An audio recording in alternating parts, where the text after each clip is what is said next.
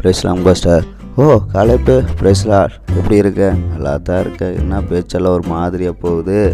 சரி, நேற்று வேலைக்கு தேடி போன கம்பெனியில் என்ன சொன்னாங்க? ஒர்க் அவுட் ஆகலைங்க பாஸ்டர். ஓ அப்படியா? சரி, போன வாரம் போன இன்டர்வியூ என்னாச்சு பிரதர்? அது 7 லெவல் கூட தாண்ட முடியலைங்க பாஸ்டர். இப்போ பார்த்துட்டு இருந்த பார்ட் டைம் ஜாப்பு கூட போயிடுச்சு. அடிக்கு மேலே அடி. சரி, கவலைப்படாத, எல்லாம் நன்மைக்காக இருக்கும்.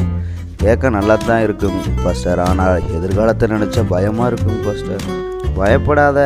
பயப்படுறவனுக்கு தெளிந்த புத்தியே இருக்காது. இருக்கிற ஸ்ட்ரென்த்தை எப்படி பயன்படுத்தணும் கூட தெரியாது. அதனால தான் தேவன் நமக்கு பயமுள்ள ஆவியை கொடாமல் பலமும் அன்பும் தெளிந்த புத்தியும் உள்ள ஆவியை கொடுத்துருக்காரு. ப்ரேயர் பண்ணுவோம், நிச்சயமாக வழி பிறக்கும். மாதம் பிறந்துட்டு தான் இருக்குங்க பாஸ்டர். ஆனால் எனக்கு ஒரு வழி பிறக்கிற மாதிரி தெரியல. நான் எடுத்து வைக்கிற எல்லா ஸ்டெப்பும் சறுக்குது. ஏன், எதுக்கு, எந்த காரியமும் வாய்க்க மாட்டேங்குது? என்ன காரணம்? அதுக்கு நிறைய காரணம் இருக்குங்க.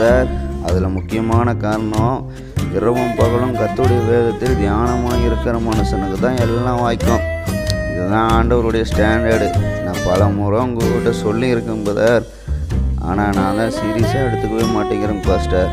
எடுத்துக்க மாட்டேங்கிறேன்னு சொல்ல முடியல, எடுத்துக்க விருப்பம் இல்லைன்னா வேணால் சொல்லலாம். சரிங்க பாஸ்டர், இந்த விஷயத்தை இன்றைக்கே பேசி தீர்த்துருவோம். சொல்ல வேண்டிய விஷயத்தை முழுசாக சொல்லுங்கள். ஏன் என் வாழ்க்கை தருத்தரத்தில் இருக்குது. சரி, ஒவ்வொரு காரியமாக பேசுவோம். ஏன் ஞாயிற்றுக்கிழமை ஆராதனைக்கு வரல, அது என்ன காரணம்னு நான் தெரிஞ்சுக்கலாமா பாஸ்டர்? அது மனசுக்கு ரொம்ப கஷ்டமாயிருச்சுங்க பாஸ்டர். வீட்டில் சண்டை, போராட்டம், பணம் இல்லை, கடன்காரன் வேற வீட்டுக்கு வந்துட்டான், பெரிய பிரச்சனை. அதனால் வர்றதுக்கு மனசு இல்லைங்க பாஸ்டர். சரி, இது ஆண்டவர்கிட்ட சொன்னால் அவர் ஏற்றுக்குவாரா?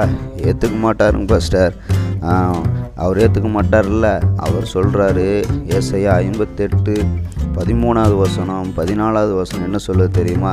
என் பரிசுத்த நாளாகிய ஓய்வு நாளிலே உனக்கு இஷ்டமானதை செய்யாதபடி உன் காலை விலக்கி உன் வழிகளின்படி நடவாமலும் உனக்கு இஷ்டமானதை செய்யாமலும் உன் சொந்த பேச்சை பேசாமல் இருந்து ஓய்வு நாளை மனமகிழ்ச்சி நாள் என்றும் கர்த்தருடைய பரிசுத்த நாளை மகிமையுள்ள நாள் என்றும் சொல்லி அதை மகிமையாக எண்ணுவாயானால் அப்பொழுது கர்த்தரில் மனமகிழ்ச்சியாய் இருப்பாய். பூமியில் உயர்ந்த இடங்களில் உன்னை ஏறி இருக்கும்படி உன் தகப்பான ஆகிய யாக்கோபின் சுதந்திரத்தால் உன்னை போஷிப்பேன்.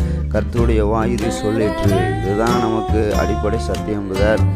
கர்த்தருக்கு செலுத்த வேண்டிய ஆராதனை கரெக்டாக செய்யணும். கர்த்தருக்கு கொடுக்க வேண்டிய கணத்தை கரெக்டாக கொடுக்கணும். அப்போது பூமியில் உயரமான இடத்துல நம்ம வச்சுருப்பார். நம்ம ஆண்டவர் நம்ம கைவிடுற தேவனல்ல. நீங்கள் கர்த்தருக்கு கரெக்டாக ஆராதனை செய்யுங்க, கர்த்தர் உங்களை ஆசீர்வதிப்பார். சரிங்க பாஸ்டர், இனிமேல் ஞாயிற்றுக்கிழமை தோறும் கர்த்தருக்கு ஆராதனை செய்யறதுக்கு நான் வந்துடுவோங்க பாஸ்டர். எனக்காக ஜெபம் பண்ணுங்க. நானும் குடும்பமாக வந்து ஆராதனை செய்கிறோம்.